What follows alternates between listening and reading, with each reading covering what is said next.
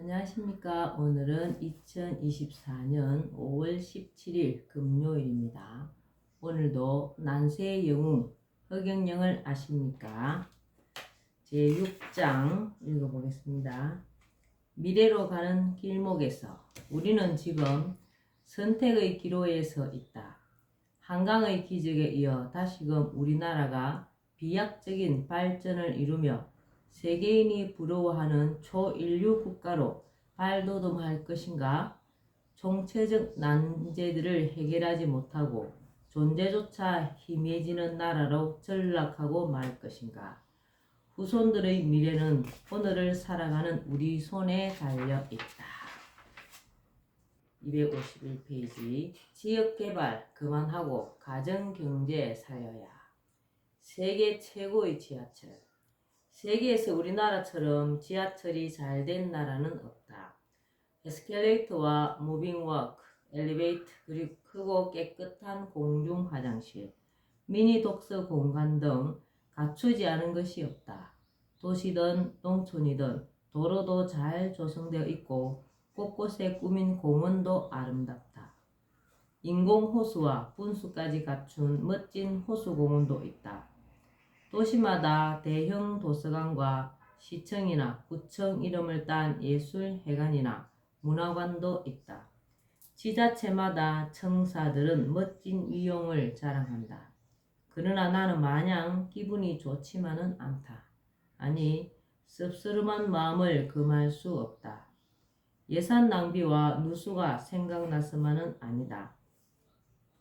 편리하고 화려하며 위용을 자랑하는 온갖 공공시설과는 달리 우리 국민 개개인의 삶은 각박하고 고달프기 그지없기 때문이다. 젊은이부터 노년층까지 안정된 삶을 사는 국민은 그리 많지 않다. 먹고 사는 것부터 녹록지 않고 인생의 중대사를 포기하고 사는 국민이 엄청나다.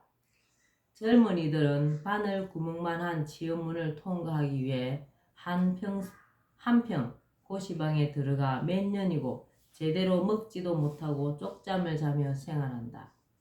장년들은 아파트 한 칸 마련하는데 진 빚 갚으랴, 아이들 학원 보내고 가외시키랴, 노후 준비하랴, 부부가 맞벌이를 하여도 생활에 여유가 없다. 노년층은 자식들을 키우느라 돈과 시간을 다 쓰고 이제 남은 것은 아픈 몸뿐이다. 자식들은 자신들 살기도 힘드니 부모를 부양할 여력이 없다. 병든 노인들은 요양원 밖에 갈 곳이 없다. 국가의 경제 규모가 세계 10위라느니 1인당 GNP가 3만 불이 넘었다느니 하지만 대다수 국민에게는 먼 나라 이야기처럼 들릴 뿐이다. 이제 가정경제를 살려야.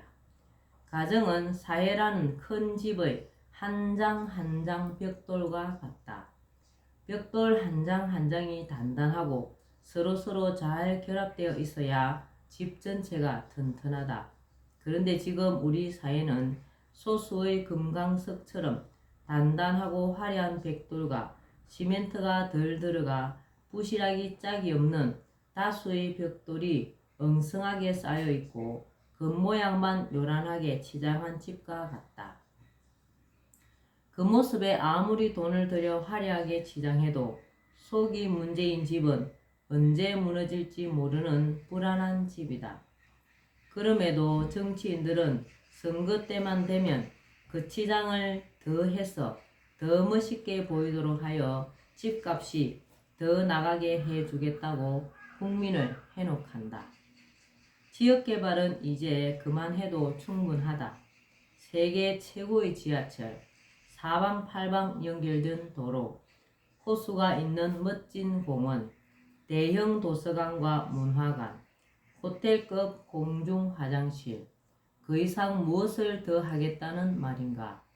국가 예산 따오기 지역 사업 발굴은 당장 중단되어야 한다. 그 대신 남아도는 예산으로 부서지기 일보 직전인 벽돌 한 장 한 장에 신경을 써야 한다. 국민의 생활고를 해결해 주어야 한다. 당장 취업이 안 되어도 젊은이들이 생활은 되도록 해주고 누구든 마음만 먹으면 쉽게 결혼하여 자녀를 낳고 건실한 가정을 꾸려갈 수 있도록 해주어야 한다. 열심히 일하는 장년들이 어느 정도는 여유 있는 삶이 가능하게 해주어야 한다. 빚 걱정 없고 사교육비 부담으로 허리가 휘청이지 않도록 국가가 나서 주어야 한다. 우리나라 경제를 발전시킨 주역인 노는 세대가 노후를 걱정 없이 편하게 보낼 수 있도록 국가가 관심을 보이고 노후 생계 문제를 해결해 주어야 한다. 지역개발 대신 개인과 가정경제를 살려야 한다. 기본소득세와 국민배당금제. 바야흐로 인류 문명은 4차 산업시대로 접어들고 있다. 4차 산업혁명은 인공지능 AI와 로봇 기술, 사물 인터넷 IoT, 드론, 자율주행차, 가상현실 VR 등이 주도하는 차세대 산업혁명이다. 미래학자들은 이러한 인공지능과 디지털 시스템이 산업이나 일상생활에서 인간의 노동을 대신함으로써 장차 수많은 일자리가 사라질 것으로 내다보고 있다. 그래서 일자리를 잃고 실업 상태에 놓일 사람들이 엄청날 것으로 예측하고 있다. 이에 대한 대책으로 현재 기본소득제에 대한 논의가 세계적으로 일어나고 있으며 우리나라도 예외는 아니다. 특히 코로나19의 장기화로 국민의 생계가 위협받는 상황이 되면서 기본소득제 논의가 여권 일각을 중심으로 급물살을 타고 있다. 최근에는 기본소득당이라는 정당까지도 생겼다. 나는 물론 4차 산업시대가 되어도 어느 정도는 대체할 일자리가 생기므로 일자리에 대해서는 그렇게 크게 걱정할 필요는 없다고 보지만 기본소득제를 논하고 있는 것에 대해서는 한마디 하고 싶다.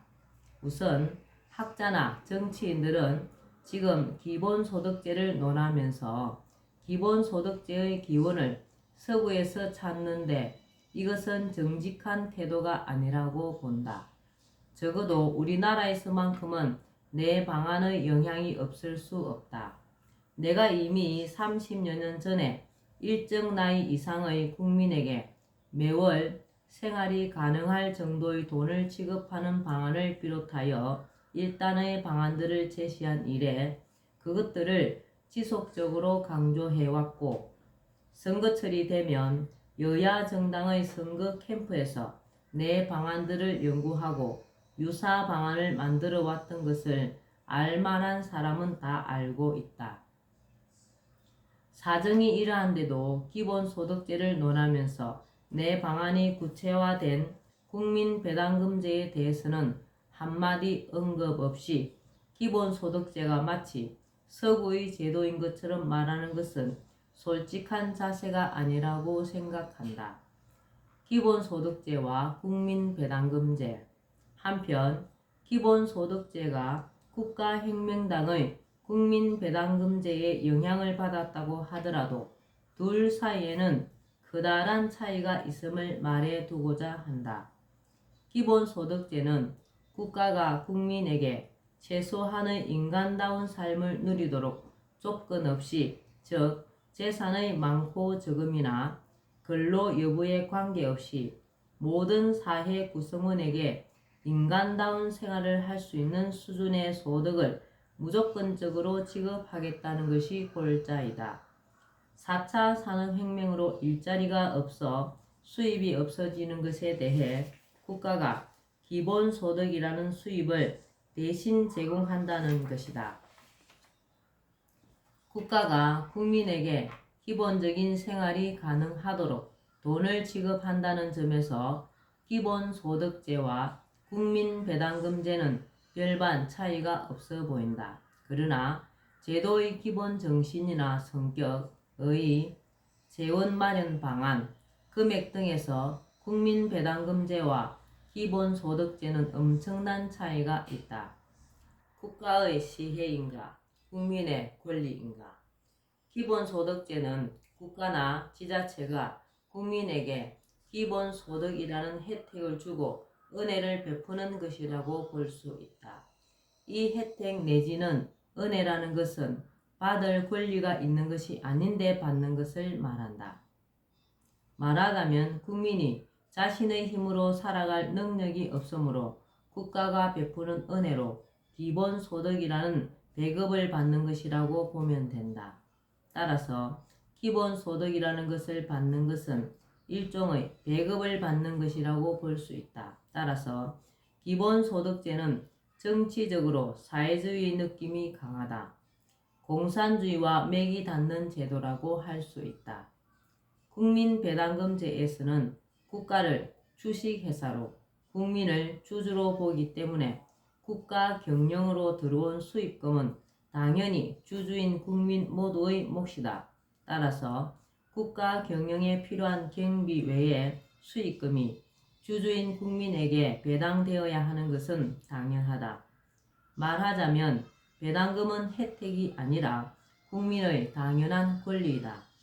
당당하게 배당금을 요구할 권리를 행사하여 받게 되는 것이다.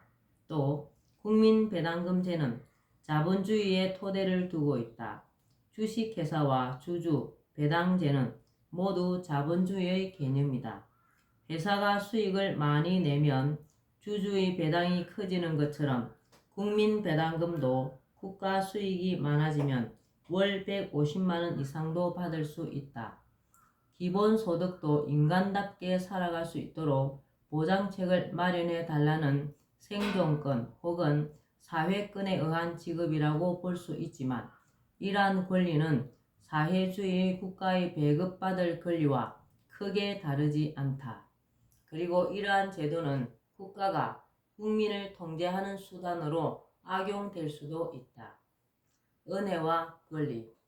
여기에는 엄청난 차이가 있다. 기본소득제에서는 국가가 주체이고 국민은 국가의 보호와 통제 속에 있는 대상이다. 따라서 기본소득은 국민의 자존감을 훼손할 수 있다. 인간의 자립과 자주정신을 건드린다. 생존권의 보장 차원이라고 해도 왠지 당당한 기분이 들지는 않는다. 그러나 국민배당금제에서는 국민이 국가의 주인이라는 점이 강조된다. 국민은 주식회사 대한민국의 주주로서 국가 경영 수입금에 대해 당당하게 자신의 지분에 대한 배당금을 요구할 수 있다. 따라서 국민배당금제는 국민의 자존감을 높이는 제도이며 국민을 실제적인 주인으로 대접하기 때문에 진정한 의미의 민주주의를 실현하는 제도라고 볼 수 있다. 재원 마련 방안의 차이. 기본소득제를 실행하려는 사람들은 특히 소득에 대한 증과세, 소득세, 최고세율 인상, 법인세 인상, 토지세, 다국적 기업의 공조과세 등을 재원으로 하는 방안을 검토 중이라고 한다. 말하자면 증세가 주요 재원 마련 방안이다. 세금을 더 거두어서 필요한 예산을 충당한다는 것이다. 증세에 대한 국민 저항에 대해서는 기본소득의 혜택을 부자나 가난한 사람이나 상관하지 않고 똑같이 받기 때문에 그다지 크지 않을 것이라는 낙관론을 펴고 있다. 그러나 지금처럼 방만한 예산, 집행과 불필요한 다른 제도들을 그대로 유지하면서 기본소득제만 실시하는 것은 재원 마련에 한계가 있을 수밖에 없고 재원을 증세에만 두기 때문에 납세자의 불만이 커질 수 있다. 국민배당금제는 현행 국가 예산의 70%를 절약하고 불필요한 제도 폐지, 세금 통폐합, 재산 비례 벌금제, 교도소 폐지, 특수사업자 신설 등으로 재원이 마련된다. 오히려 기본소득제와는 반대로 상속세, 재산세 등의 폐지와 세금 통폐합으로 직접세가 줄어 세금 부담이 적게 느껴지고 또 세금 포인트 제도로 성실하게 세금을 많이 내는 사람들은 사회로부터 존경을 받을 수 있도록 우대하기 때문에 세금을 더 많이 내려는 사회 분위기가 형성되는 등 예산 확보에는 아무런 문제가 없다. 세금 포인트 제도는 세금을 많이 내거나 성실하게 내면 그만큼 국가에서 포인트를 주고 우대하는 제도이다. 세금 기부 포인트가 높은 사람은 국가 유공자로 우대하고 자동차 번호판 색상을 달리하는 등의 방법을 통해 사회에서 존경받을 수 있도록 하고 혹 회사가 부도가 나더라도 국가에서 회생할 수 있도록 도와주는 등 혜택을 준다. 세금 포인트는 상속도 가능하다. 이렇게 하면 사람들은 세금 내는 것을 아까워하지 않으며 오히려 경쟁적으로 더 내려고 하고 납세를 통해 사회에 기여하려는 사람들이 많아질 수도 있다. 이러한 사회적 분위기는 시대적 대세가 될 수 있다. 국민은 세금을 내주는 기업들 덕분에 배당금을 받으므로 기업이 더 잘 돼서 더 많은 이윤을 낼 수 있도록 기업을 응원하게 되므로 국민 개개인과 기업이 모두 잘 되는 상생의 구조가 만들어질 뿐 아니라 경제 규모가 더욱 커지면서 세수도 늘어 예산 확보에는 아무런 문제가 없게 된다. 한편 기본소득제는 기존의 국가 예산이나 제도 등을 그대로 둔 채 시행하기 때문에 그 금액에 한계가 있을 수밖에 없다. 세금을 추가로 많이 거두면 조세 저항이 있을 수밖에 없고 국가 부채를 내는 것도 부담스러운 일이다. 그래서 소득제를 주장하는 측에서 실제 시행을 고려하여 계산해 본 결과 고작 1년에 50만 원이나 100만 원 정도 줄 수 있다는 이야기가 나오게 되는 것이다. 국가가 국민에게 기본적인 생활이 가능하도록 하겠다는 애초의 취지가 무색해지는 금액이 아닐 수 없다. 반면에 국민배당금제는 국가 예산을 전략하고 제도의 통폐합, 새로운 세원 창출, 국가 경제 규모가 커질 수 있는 경제적 선순환 구조 형성으로 재원이 충분하게 마련되므로 매월 150만 원 정도를 주는 것은 얼마든지 가능하다. 이처럼 기본소득제와 국가혁명당의 국민배당금제는 제도의 성격이나 의, 재원 마련 방안, 지급 금액 등에서 확연히 다르다. 네, 모든 게 시스템화되어 있기 때문에 우리 허경영 시인님의 3.3 정책을 실행한다면 우리 국민이 반드시 잘 살 수 있는 계기가 마련이 됩니다. 오늘도 난세의 영웅 허경영을 아십니까? 여기까지 읽겠습니다. 건강하시고 행복 가득한 즐거운 날 되시기 바랍니다. 감사합니다. 허경영.